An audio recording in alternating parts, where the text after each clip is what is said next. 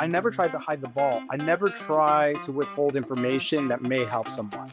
And I think the idea, the authenticity behind that is what attracts people, right? In this episode of Executive Signal, I'm joined by Will Fuentes. He's the founder and managing partner of Maestro Group. Will has helped hundreds of companies master the art and science of high revenue sales, and he's known for his authentic, no fluff approach to coaching sales leaders, sales teams, and executives. If someone reads it every single week, they can become a master sales professional. You get a handful of qualified leads every single week. About 2 to 3 a week now. I hope that that's the impact that I have in the world, that we've written or produced something that's good enough for someone to want to take and that improves their life. I don't think I've ever seen you pitch your services online. The lead flow that we get from, LinkedIn or, Fuentes Fridays, those are really strong signals. And I think when people are thinking about like journeys and stories and stuff, they don't give themselves enough credit for all of the things that have happened that have shaped who they are and how other people can benefit. You do understand that you're fighting against behemoths that have this incredible brand reputation, but what they don't have is you. They don't have your experience and your perspective. You need to get that out there. Often you have these CEOs that you believe just have all this confidence in the world. And the minute you ask them to put the perspective out into the world, it's like, oh, no. What inspired you to create a weekly newsletter? How do you stick to it? How much time does creating this newsletter take? How much time does creating a regular LinkedIn post take? What do you say to the executive that is feeling that fear and just is not hitting the post button? Let's dive in. Will, welcome. Thank you for having me. I'm really excited to be here, Raj. I've always admired you. And over the last couple of years, we've gotten to know each other and that admiration has only grown. So being on your podcast is a real honor. Well, the feeling's mutual, and I really appreciate you taking the time to share your insights because, when you think about it, a lot of people see you online, and you shared with me something that I found fascinating. You get a handful of qualified leads every single week from your posts. Let's talk about that for a minute. So just like how many do you actually get in a week? Yeah, it's slowed down a little bit now, but it's about 2 to 3 a week now, which I still think is pretty good for the level of effort that goes into those posts and stuff. The reality is I'm taking the experiences that I'm having in the world, whether professional or personal, and bringing that into a newsletter, right? And to be able to take that and then have it resonate enough with people to be like, I want to talk to you, has been a really just an exciting journey for me, but also just a valuable use of my time. Now, I noticed that you don't actually do a pitch. I don't think I've ever seen you pitch your services online. What you do share is just stories about how conversations went with clients, lessons that you can share with your kid playing football and how that might apply to a sales meeting. I love those. And by the way, that makes you really like personable. And to your point, hey, I want to do business with a guy like that. So, can you share like what kind of posts you actually put online, how frequently you share, and where are the avenues that you share it? Is it only LinkedIn or other places too? Yeah, so right now it's only LinkedIn. I've had this dream and fantasy that I'm going to be on Instagram and TikTok and videos and all Mhm. of this. And I just it's a large elephant, right? And so my first bite is LinkedIn because that's where like the people that I want to be talking to are. And so for me, I try to really think about like what's going to resonate from a good storytelling perspective, what's going to resonate and leave the reader with just some sort of value. And whether that value is like those that minute that I spent reading that made me laugh, or I can relate to that, or I learned something, or I can share this with someone. That's really what I'm trying to deliver when I'm writing. And the reality is I think what's most interesting is that everyone's like you have to have a hot take or controversial, but I think the experiences that I have shared that have been kind of the most common experiences where I've just kind of taken that written about it and failure or success, whatever it is, but something that people can relate to, have had the most success. And there's been a couple posts that I've had 100,000, 150,000 people on LinkedIn looking at it, which Mm. is pretty phenomenal, That's right? pretty Like, sizable. Yeah. yeah, yeah, and it wasn't the one about Taylor Swift, which was surprising. That one did get like about 30,000 views, but Wow. like, but that's because it's Taylor Swift. It's Taylor Swift effect. Yeah. Yeah. It's interesting because I talk to other executives, and you and I are part of a DC area networking group called Mindshare. And so we meet lots of executives who are either startups or in many cases they've already built companies and are doing the next one you and I have both been in that situation as well. And so for the executive that is just unclear about what to share, I mean, you just said like Taylor Swift. Why would an executive share something that's not, I guess, hardcore business online? What are your thoughts on that? Well, I think, the reality is I think, business today still remains, the communication between two people essentially, right? Like whether the entity, the organization's making the decision, at some point humans are still talking. I know we're getting to the agentic world where the bots will be talking, but as of today, it's still humans, Yeah, right? yeah. And so I think you can draw from a lot of things. So that particular post, if I recall, it was around the idea of preparation and preparing yourself for the ultimate moment.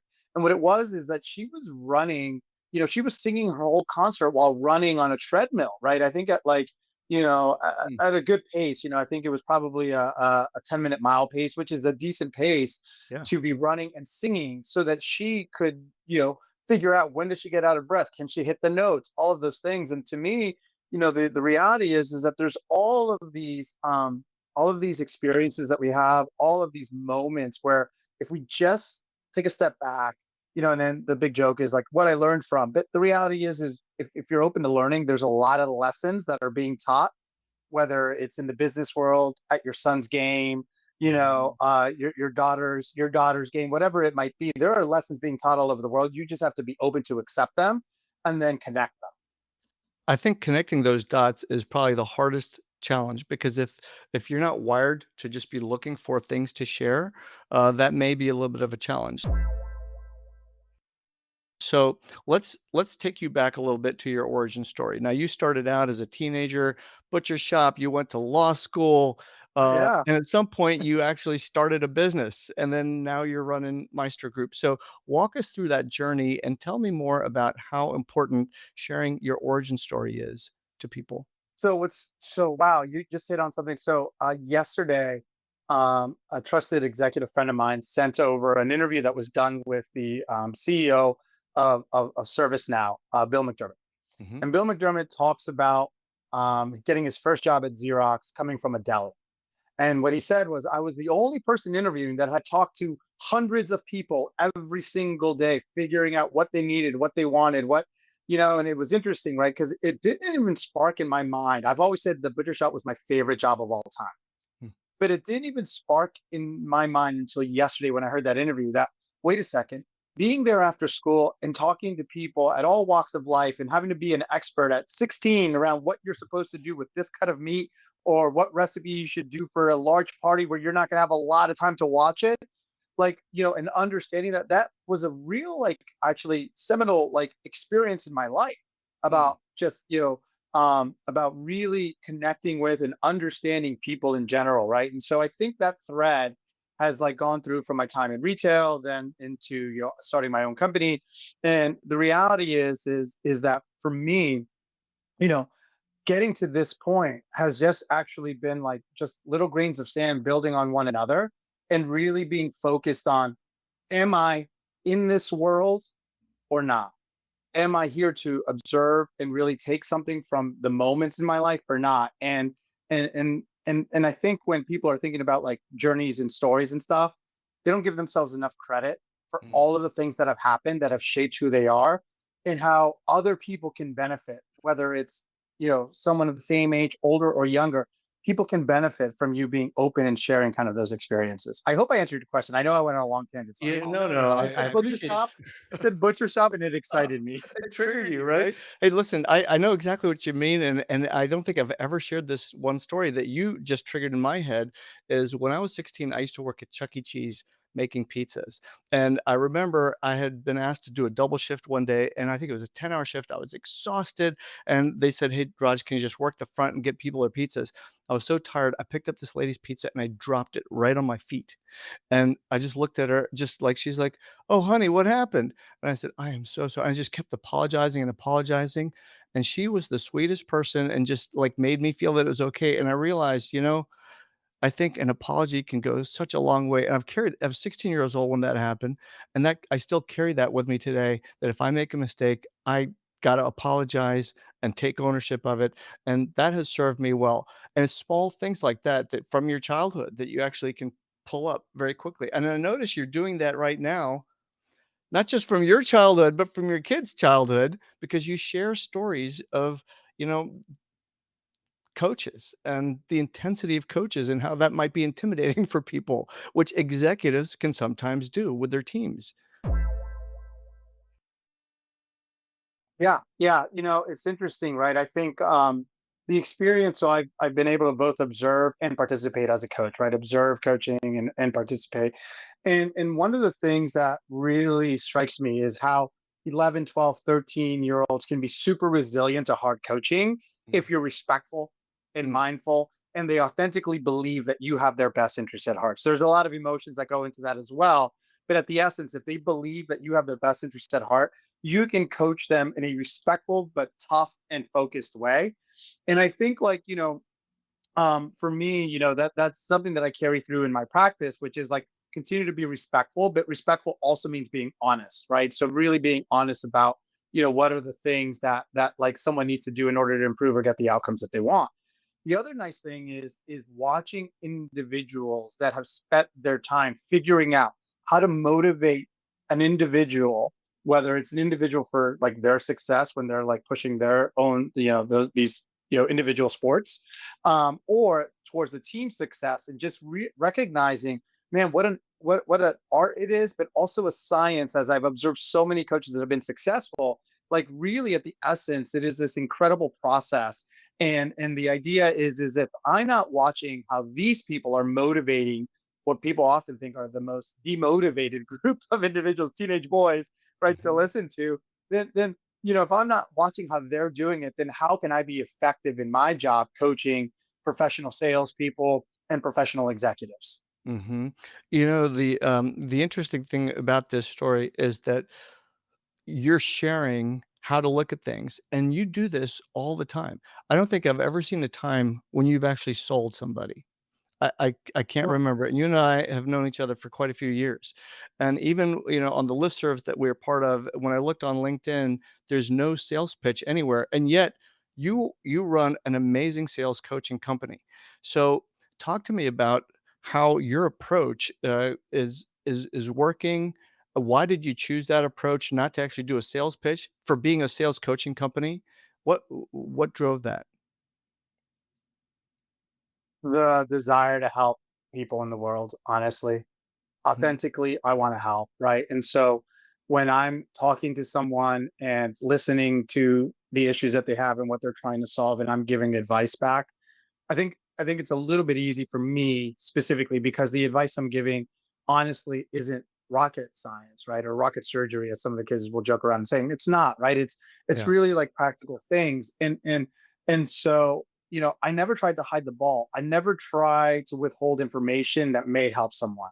And I Mhm. think the idea, the authenticity behind that is what attracts people, right? And so when I'm writing on LinkedIn and trying to give people lessons, when we put up our blog, we started our blog, I don't know, 4 or 5 years ago, the Maestro Mastery blog. The idea was give them everything that we know. Give Mhm. them everything. If someone reads it every single week, they can become a master sales professional. Just Mhm. give them something, right? Like give it to them. And people are like, often would be like, they'll read and they'll say, hey, I read about Drive, or I read about this thing, and it's like, aren't you afraid people are going to steal it? I'm like, I hope they do. I hope that that's the impact that I have in the world, that we've written or produced something that's good enough for someone to want to take and that improves their life or improves their outcomes. And so I think like the idea behind our company has always been that. And I think that comes through in what we write about and what we talk about. And I often will tell people like, hey, like I just want to chat. It's not a pitch. And already because I'm in sales, they're like suspect of it. Right. And then we get in the Yeah. conversation, they're like, well, I can't believe you didn't pitch me. And I'm like, well, I told you I wouldn't. Why Yeah. would I? Yeah. Yeah. Right? Um, because also there's another little secret here. And I said this to someone the other day. This was, they said, hey, we were having a discussion around like working with us was worth or not. And he's like, why would we work? I said, have you ever tried to like get in tip top physical shape, or to really go on like a really like austere diet, right? And they said, yeah, yeah, yeah, I've tried that. I said, what if I told you you could pay someone to get you in that shape without you having to do the work? And he said, what? I said, sales is hard and sales is tough and moving a sales organization is tough. Why would you work with us? Not because you can't do it yourself, but because, having someone else do it for you and deliver the results is probably something that like is way more valuable for you because you can spend the rest of your time doing the things that matter in your business, right? And and again, my point was you can do it yourself. And I always believe that about almost anything. And I just approach all our sales conversation with that. Don't leave them with any questions about how it gets done. Just don't. Mhm. Let them make the choice of whether their time is more valuable or their money's more valuable. Right. Yeah.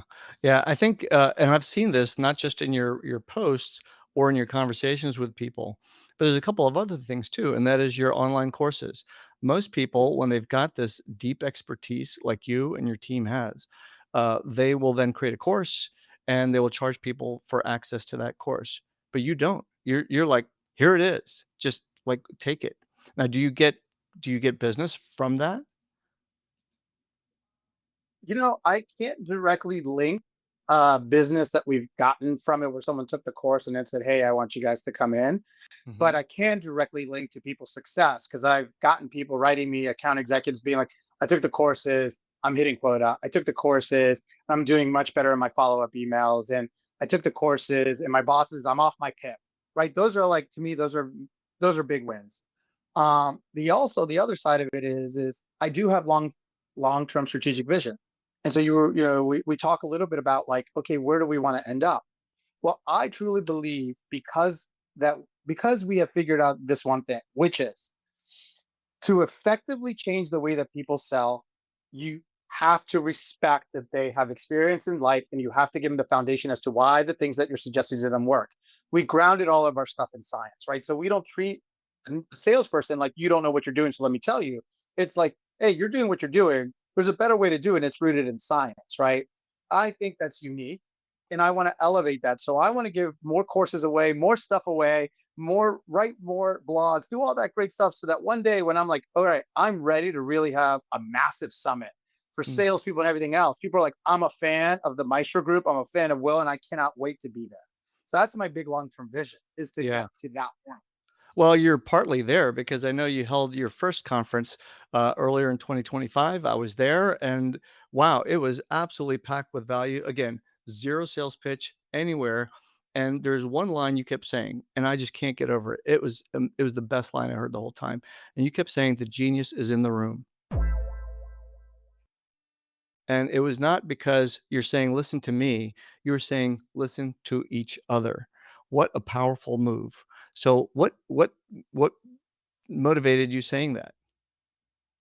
So I think what motivated me saying that was seminal moments in my life and the reverse here, where I was so arrogant and thought I knew all the answers that I made so many mistakes along the way, not listening to the genius in the room, right? Mhm, And what I started to realize was that people's perspectives and their experiences, may not directly give me the answer, but can give me data points that helps me get to a better answer.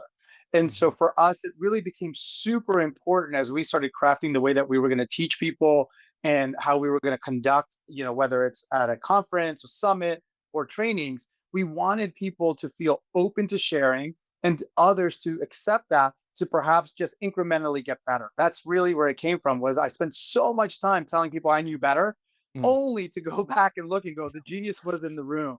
mm. It's just that I thought it was me, but it was everybody else. Yeah, that's interesting. Let me focus a bit on Fuentes Fridays. So this is your weekly Yes. newsletter. You periodically post additional content as well. What inspired you to create a weekly newsletter? And wow, how do you stick to it? Because that's a big commitment. Yeah.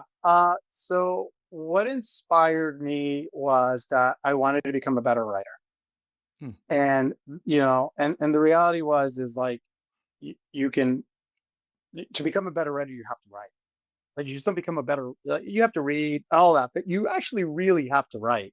So that's the initial like kind of genesis, and was like, and literally it was strictly like I'm gonna do this to get better at this craft that I want to learn. And if one person subscribes, that's amazing. If a million people subscribe, that's amazing. But the ultimate outcome is nothing more than sharing what I have with the world and seeing what happens. Mhm.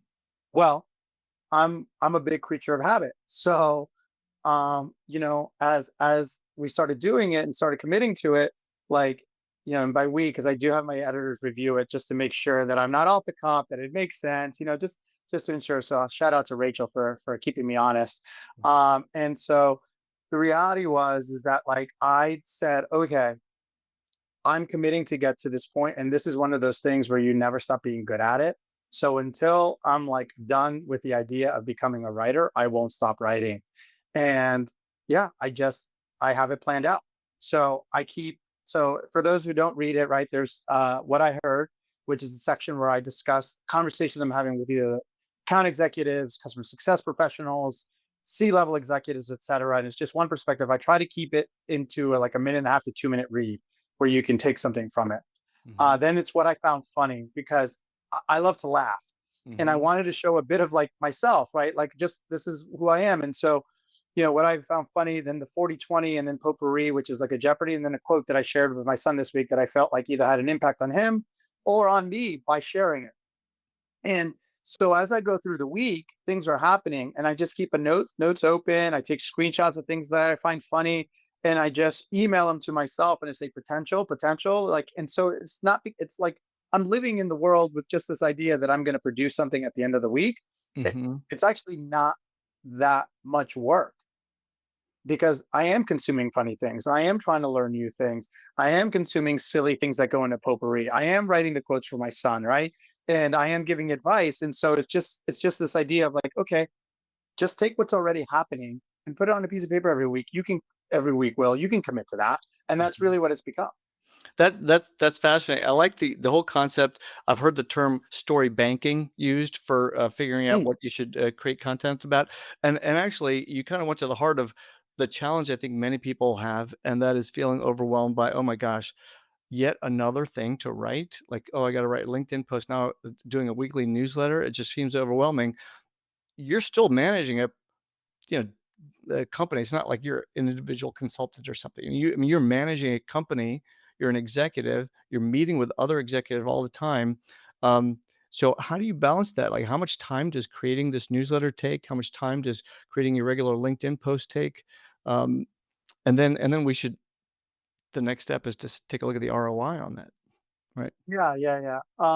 So the LinkedIn posts will probably take between it depends. Like today's post, which was someone I did a podcast. They had a really cool clip that I actually liked that they posted about, so I Mm. shared it. And I shared it because I honestly was watching the clip. I was like, I said that. That's actually pretty good. I can't believe I said that. Genius was in So, the room.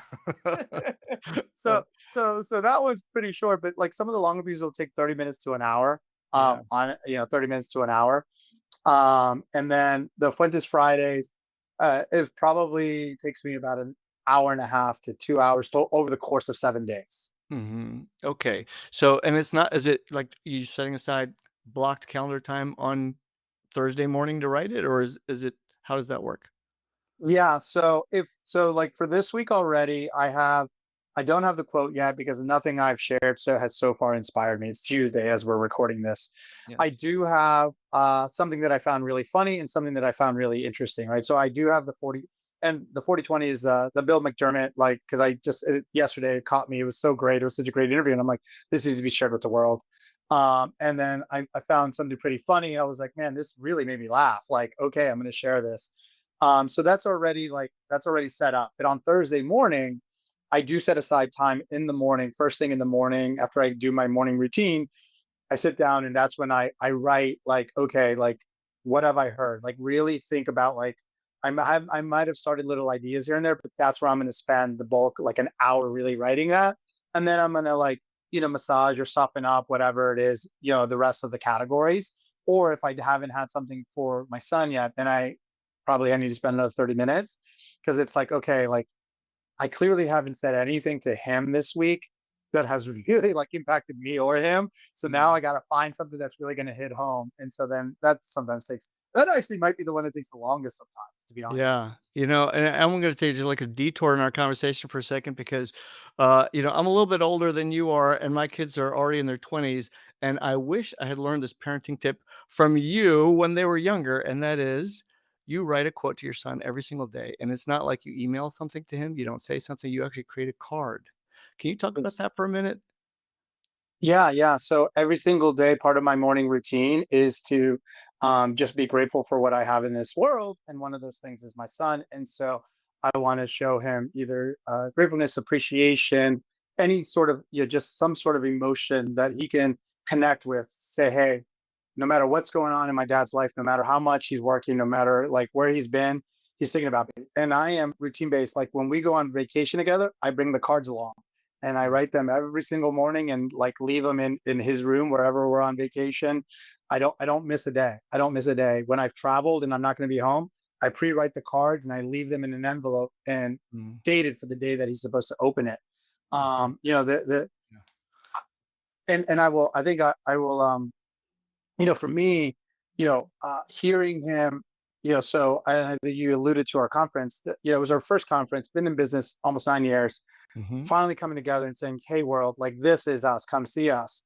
And that morning, the morning of the first day of the conference, I was already nervous. I was like starting to feel like, oh my gosh, this is like if this fails, mhm. then oh my gosh, like this is well, Yeah, okay, not only the expense, but the time and the labor, and then bringing my team and having them all focus and believe that we could pull this thing off, and it fails. Oh no. My son wrote me a card, and the card he wrote me had a quote that I left him every single game of his football season. So before every single game, it was the same quote I wanted him, which was, "No moment is bigger than you. You're bigger than every moment. Go and do your best." And he wrote that on the card to me. He's like, "Dad, this is your card for today." And it was like, mm. man, I've written thousands upon thousands of cards, and he remembers the stuff, I which remember is sp I remember speaking with your son at your conference, and wow, what an articulate young man. I mean, he could hold a conversation like no other teenager I've seen, and I asked him about the cards that he gets from you, and he cherishes those. Well, so in case you don't already know, he absolutely loves what you're doing for him. So I wanted to let you know in case you didn't know that already. didn't Um, know that. So thank you. but he did. He really cherishes those. Um, let's get back to our regularly scheduled program here about executive signals. One of the interesting things about this is that we're all human, right? And we go through these human experiences. And sometimes we'll see these executives only posting corporate related stuff. And I love the fact that you will introduce things that are happening in your life to it. Let's talk about your team because many executives want to bring their team along for that journey also. Because when you have a whole team rowing in the same direction with posts that are relevant online, that can really amplify your executive signal, your entire company's executive signal. So, do you encourage your team, and how do they respond to that? So I encourage them in a couple of facets. Number one is I encourage them obviously to engage with the content that we're writing, right? I always tell them like they have networks outside of Maestro, networks outside of like the people that I know. If you Mhm, find it valuable, I do ask that you share it, you like it, you comment on it, and so that we can get this out into the world. And then I also encourage them to write on their own. Rachel, obviously, and Alicia write the blog for us, so they don't post as much, but I mhm. I actually wish they did. They're such authentic voices that I think there's just so much that the world can learn from them and their experiences. It doesn't even have to be Meister related. I mean, just Yeah. how they write, how they tell a story. Recently, Mike, my chief client officer, who's been with me at 4 different companies over 20 years, has decided that this is the year that he is going to start building his executive presence. Why? Well, because often we go into engagements and it's Will, and then this backup band, right? And it's like, but he's on the ground working with the SDRs, AEs, coaching them, all this stuff. And so he's like, and I'm like, he's like, I'm so passionate about that. I'm like, all right, you're passionate about that. You're passionate about that's what you should write about. Like, and so he's been committed to writing twice a week. And some of the posts, I'm just like, whoa, like that's really insightful. Holy cow. Mhm, Just mhm, finding his voice, which I find really powerful, number one for him, but also just in general for us as a company. when people are like, "Oh, when they said, "Oh, I read your chief client officer's last post. That was actually really good. I Mhm. shared it with my team." It's like, okay, good. We're in a great spot here because they don't think it's just me and a bunch of people. It's wow, there's a lot of talent here, and so it is, I think, pretty important, specifically for very important parts of your organization to have that voice that comes out a little bit. And you should encourage them. And I think the encouragement doesn't need to be like, we don't need to see the views or the clicks or whatever. We just need you to share the genius that's in our room with the Mhm. outside world. Yeah, and I think that's probably got this ripple effect where people are saying, "Okay, that person is also associated with the Maestro group," and as a result, you have a collective lift with your entire company. So I would imagine, and correct me if I'm wrong, those signals also start to increase uh, lead flow and potential pipeline for you. Is that true? Yeah, yeah. What's interesting for me is that the lead flow that we get from LinkedIn or Fuentes Fridays, those are really strong signals. Mm, So people don't reach out after the first read. yeah. They've read like, and it's funny. People are like, "Oh, I love your Fuentes Friday," and I'm like, "Oh, like which was your favorite edition?" Like, I'll just ask. And so I'm like, I sometimes I'm wondering if they're just trying to like, Yeah. give me a pat on the back and build some rapport or something. And they'll be like, "Oh, this one, or I shared this one, or you had this quote that I shared with my son." And it's like, oh, okay, like these are deep cuts. This is like they've been reading this 6, 7 weeks or 3 weeks. Mm, And I'll go back and look when they subscribed, and I'm like, okay, they subscribed about 2 months ago. So this is interesting, right? Then now they're reaching out. And when people reach out, having read and understand the perspective of where you're coming from, that familiarity, which I talk quite a bit about in sales, like the familiarity between my personality and Maestro's personality and what they're trying to accomplish, is already at a different level than it would be if, like, just cold or even a referral. mhm. Well, I think that, just, like, that signal is so critical today, not just to build a pipeline, but to the visibility, the corporate visibility, and the credibility, and to your point, since you're not actually selling anything, it attracts people to want to read that material. I had an experience maybe a couple of networking meetings ago where, because I've started sharing a lot more online, I went to this meeting and I had probably 5 people come up to me and say, "Raj, I'm watching your posts." And, one of them, well, not just one, a couple of them said, "I wanted to talk to you about the post you did this morning or yesterday." And it was about vibe coding, and I was struggling with it, and I was describing why I was struggling with it. And so there were other developers in the room. They're like, "No, I really wanna have a conversation with you." I look back at my LinkedIn, they have not clicked like, they have not commented ever. Mhm. But they're still one of the it's not like I get tons of views on my posts or anything, but something's happening. So can you talk to that a little bit? It's almost like there's an invisible audience that's out there that's consuming your content, and I think a lot of times people might think, "Oh, I'm posting, I'm not getting any reactions," and then they stop. What do you say to that? Yeah, yeah, yeah, yeah. No, no. I think you like again. I might be different, but my whole idea was like, I have a perspective, I have something to share. If that changes one person or many people, like it's okay. Like it just Mhm. put it out there, right? If Yeah. the end goal, I think if the end goal is to generate opportunities, I think sometimes your writing will actually bleed into the inauthentic, that's the underlying tone of what you're trying to do, right? Which is and this is where you get those the X account that's like the best of LinkedIn, and it's all jokes about people and like the things that they've learned, and it's like clearly like that didn't happen and this was just set up that way, or Yeah. that's the joke that they make, right? And so I think people like, if the ultimate goal is not to amplify the world, right, make it better by what you're sharing, um, I think this is where people start to get frustrated and fall. But to your point, what's interesting is, yes, there is this underlying. I was in a meeting with an executive from a very well-known VC who has read my posts because he referenced multiple things about my kid and coaching and separate things. Mm, So like he had read them, and he was just like, and it was like, oh, okay, like never seen that he was like on here or whatever, right? And so yeah, I mhm. mean, I do think sometimes it is difficult to pull through that ROI sometimes when you're building this executive signal, and like years ago where people would just get really frustrated with marketing campaigns and be like, we didn't even close any deals, and it's like, hey man, it's not like you write 3 blogs and all of a sudden you're Yeah, flush with leads. yeah.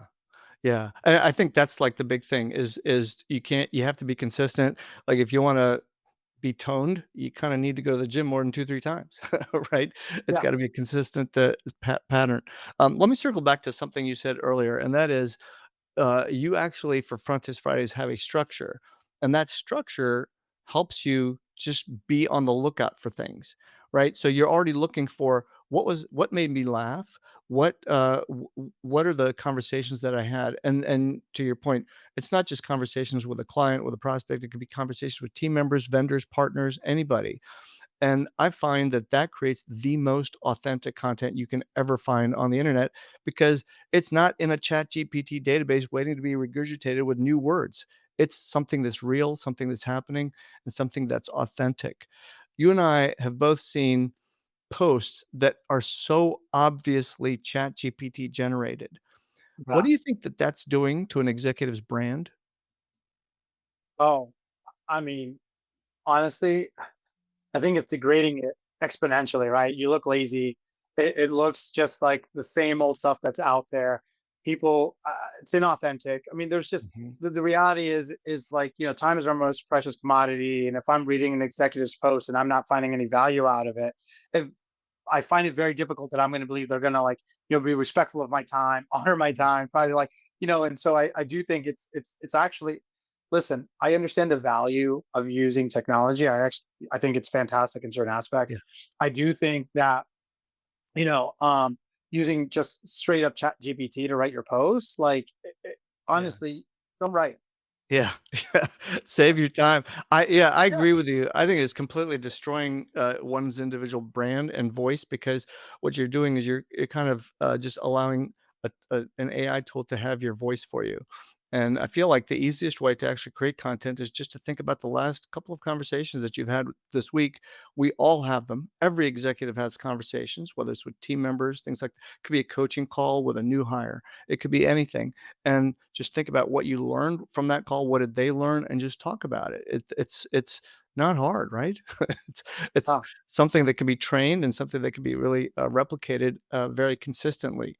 So, now, what advice do you give to other leaders? Because you speak with a lot of CEOs, and you try to help them understand how to get their sales teams, um, moving forward with closing deals and so on. And there's a lot of intricacies. And I think anybody who's listening, you've got to take a look at Will's company stuff. It is so rock solid. You're going to find some really good, useful stuff. Let me switch the angle on this just a little bit. Is what do you advise other executives to do to help them get encouraged to do kind of like what you're doing, like posting something online? Is that part of the strategy that you recommend to them? Or is that not what you suggest? No, absolutely. I suggest all of the time. And specifically for smaller organizations, right? Smaller organizations, you can build a strong company brand by the Yeah. executive signaling and presence that exists, right? Mhm. Like if my sales guy is calling someone, right, and it's like, oh, you know, um, this is Austin from Maestro Group, and someone has read it. It's like, okay, well, this I know that group, I know these people, I know that guy. They have a good perspective. They're all science based. There's something that's already there, right? Mhm. And we work with some brilliant people, and it's like you do understand that you're fighting against behemoths that have this incredible brand reputation, but what they don't have is you. Mm. They don't have your experience and your perspective. You need to get that out there. Two things you can do. Number one is just put it out there from an awareness standpoint. Number two is let your sales team know that you've put out these posts or whatever that are relevant to the industry. And Mhm. think about that touch point, Raj. I call you and you say, hey, well, it's not the right time or whatever else. And I'm like, sounds great, Raj. I know it's a CRO though. You're interested. I want to send you this post that's really resonating with other CROs. No commitment. It just my CEO wrote it. And I know that a lot of people comment on it. I will go ahead and send that to you, right? And there's just a Mm. touch point that I can create, a relevant touch point, right? Mhm. And I think like people don't actually think about that. And it's interesting, right? Because often you have these CEOs that you believe just have all this confidence in the world. And the minute you ask them to put their perspective out into the world, it's like, oh no, no, no, no, no, no, no. Mm. I Mm. don't I don't know if I want to do that. Mhm. Right. And it's a little bit of a fear. And that fear is the same fear I had for 9 years before I did my first conference, which was, if I do this and I fail, then what am I? Mm, mm. And if I write this and I put it out there and I get flamed or it's bad or no one responds, then am I as unique or as talented as I thought I was? And I'm like, that should never be the outcome you're seeking. Just put it out there. You've gotten to where you've gotten, right? What do you say to Just, the executive that is feeling that fear and just is not hitting the post button? yeah. Um, I say, hey, you wouldn't be where you are today if you didn't have some unique perspective or some unique skill that you can share with the world. Now, I'm not saying you're unique and you're the only person with this. What I am saying though is that not everybody in the world can say or do these things or understand these things. So just put it out there and don't worry about how people react. Like, that's not going to determine your success. This isn't, you put a post out there, no one reads it, doesn't mean you're a failure. Yeah, And, yeah. and quite honestly, it takes a long time to get them there, by the way. To get them to be able to feel comfortable posting? Yeah. It Yeah. I think you're right, it does. I was at another meeting where, I think probably some, common friends were there, and there was a technical founder who just was so resistant. He's like, "Raj, I can't do what you do. Will, I can't do what you do." Um, I think about posting, and I would rather just go back and start coding. And so, I uh, what I shared with him was I said, "That is your story. Talk about that exact feeling because there are so many other technical founders who feel the exact same way, and that is your tribe." And you'd be surprised at how well you're gonna connect with that community. So I think sometimes we might just get intimidated by seeing somebody else who's just farther ahead in their journey of doing this and thinking we can't replicate that because we're looking at this standard that is like, somebody racing the Tour de France versus us just kind of walking going around the neighborhood. So, yeah. Can I jump in right there? Yeah. This just for your audience, right? I still have that sense when I write something, Mm. right? Which is like, and like, it's not the jokes and the quotes. Those are my things. Those are my personal things. And I'm like, I actually don't care how people respond to this. This is who I am. This is my experience. But when I'm writing around what I've heard with the business advice, I still get that feeling of like, is this any good? Like, my point is, I've been doing this now, like, consistently, LinkedIn posts consistently, 4 times a week for over a year and a half. Fuentes Fridays were on issue 73 or 74 or something, right? Every single week. Have not missed a week, right? Not even during the holidays. But yeah. So my point is like, it's okay to feel that way. You're Mhm. putting something out into the world, and it's human to feel like, is this good enough to share with the world? And I still feel that. Like, I will read it and I will send it off to the editor, and I'm like, and I will write to Rachel. I'm like, I'm so sorry, this is a really bad one. And she's just like, what are you talking about? Like, Yeah. that's Yeah, and I think a lot of times we're seeing people talk about LinkedIn getting less traction than it did just even 6 months ago. They're updating their algorithms. W w Where do you see this going? Do you see LinkedIn as still the place to go? Are there other avenues? I don't know, Substack, other places that you're exploring to see where you can, yeah. publish? Yeah, and I went back to, earlier I said, I want to do more video, right? So I think video consumption, specifically as our consumers of our content become younger, right? Like, and more digital, more and more digitally native, right? Like, literally more and more digitally native every single generation, right? Than we are. I think video. I love Substack, by the way. I think Substack is great. There's a lot of great authors on there already. So the community of Substack is one. I explored it. I haven't built the brand to the level that I want for me to like really commit to moving everything over there, but that is on the horizon for us. So on the horizon for us, and specifically me, is video, like much more snackable video content on one of the platforms, whether it's TikTok or Instagram, um, or and then Substack. Very good, very good. Yeah, it's good to kinda, like, keep watching it, and I know that, there's now a debate on whether video works great on LinkedIn versus, just text posts or posts with images and so on, and so, Yeah. yeah, I don't know about you, I'm doing all kinds of tests to see what works, and I tell you, it doesn't seem like any of those is as much of a factor as the hook is. And just regardless of whatever I'm posting, if that opening line creates an emotional connection, that's what seems to resonate, regardless of whether you got a video post, like anything else. Are you finding something similar? Absolutely. Like literally, it's so funny you say that because I'm like, oh, should I mention it? I'm like, well, it didn't matter. I Mm, should do this. It doesn't matter, right? And then I'll go back and look at the ones that like have been the best posts in terms of views, comments, etc. And it's like, oh, okay, well, this like actually isn't boring from the very beginning. mm, Like, mhm, this is something that people like are like, okay, there's some substance here. I also think of quite a bit around like, and I haven't done such a great job on this. Is somewhere where I want to grow, which is understanding what's in that preview pane, right? Right before people open the more, right? Like, and I feel like mhm, sometimes I just want to get my story out there. And so I just get it out there and then I go back and I'm like, man, like mm. I wouldn't read this if I didn't know me. Like, Yeah, so like, and it's right. so I want to get better at that, like a little bit better at like, just exactly like grabbing the reader from the very beginning. Yeah, and for, those of you tuning into this podcast, so I've actually got, some additional guests on it, former TV news reporters, producers of, like, major morning news shows, and they, share their storytelling tips. So tune into some of those episodes as well. So, Awesome. wanted to just put that I plug will. out there. Yeah, that's good, pretty good. Well, what would you say to that one executive after they've posted and they haven't really gotten that traction, um, to just kinda keep going, because it impacts sales? Is it just, like, develop the discipline, put it on your calendar? What do you say? So number one is first is like, is this something that you want to do? Mhm, Right.